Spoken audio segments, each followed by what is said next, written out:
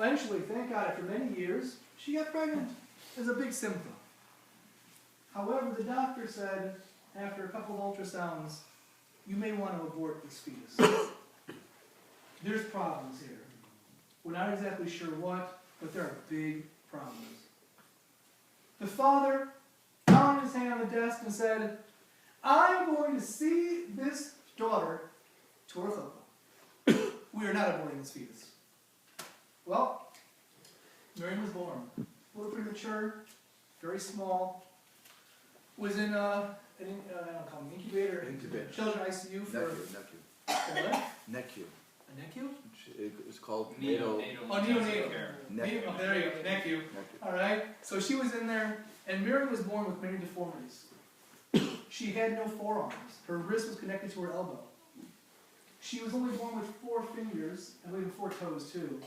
So, and the worst part of it all is that she was born without a jawbone. She had a chin way back here, and in order to breathe, they had to put a tracheotomy in. In order to eat, they had to give her food tube, right to her stomach.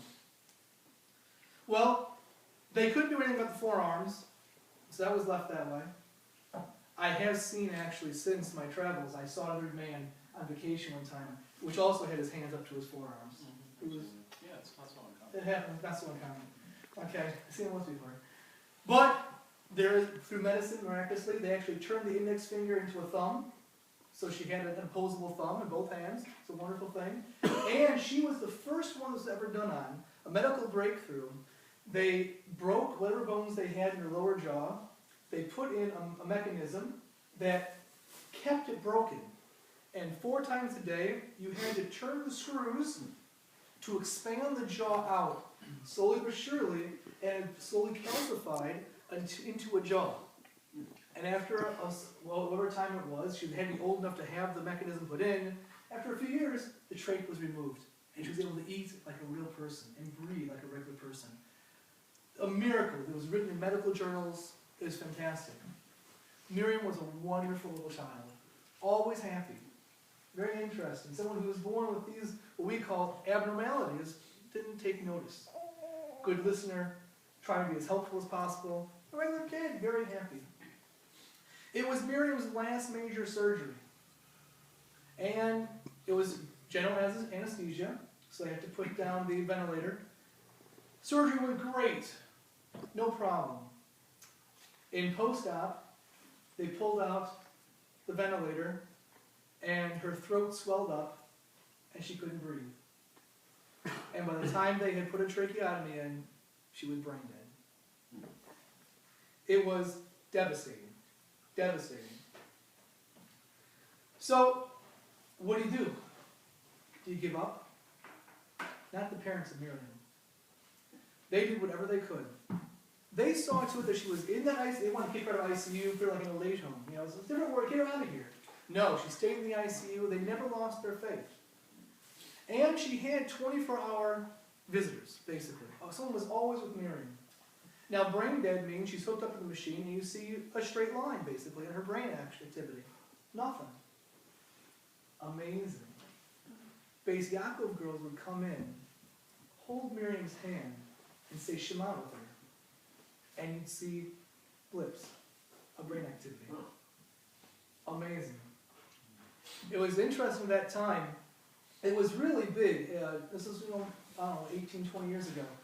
It was, no, had to be less, 17, 18 years ago. It was still big in the Chicago area, the controversy, what is death?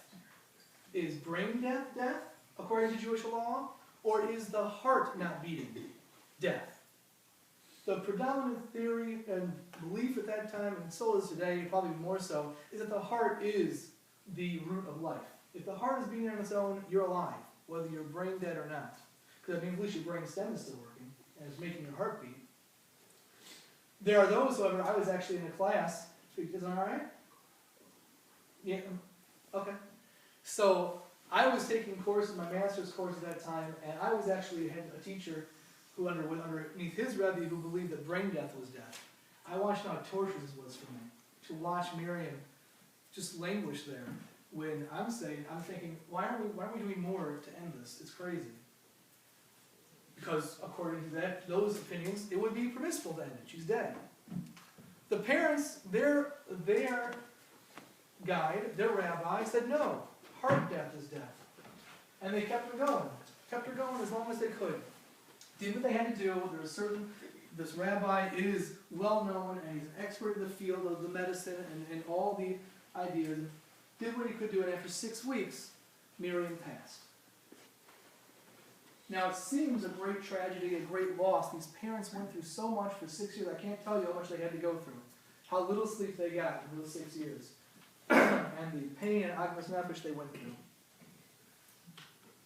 But my wife taught me the lesson of this story. And it's an incredible lesson. Besides the parents becoming even more strong in their beliefs and their faith in Hashem, they are ones which will never have any regrets about the medical treatment they gave to their daughter. Because they had guidance all the way from an expert in the field of Jewish law and expert guidance from professional doctors, there are no regrets when you follow Torah. None whatsoever. And their faith to this day remains immensely strong. One of those Beis Yaakov girls which held the hand of Miriam and saw the blips of the screen when they said Shema. Whoa! They must be like, I believe in God. Incredible. That's what they must be thinking. Even though Miriam, we don't know what purpose Miriam served with for herself, but for others, her soul sang God's praises. And people were strengthened because of Miriam. That's a miracle in itself. And therefore, I want to say that story, that blessed is God, and every soul will bless you. Even Miriam, in this situation, blessed God tremendously, and an increase in faith. Next one.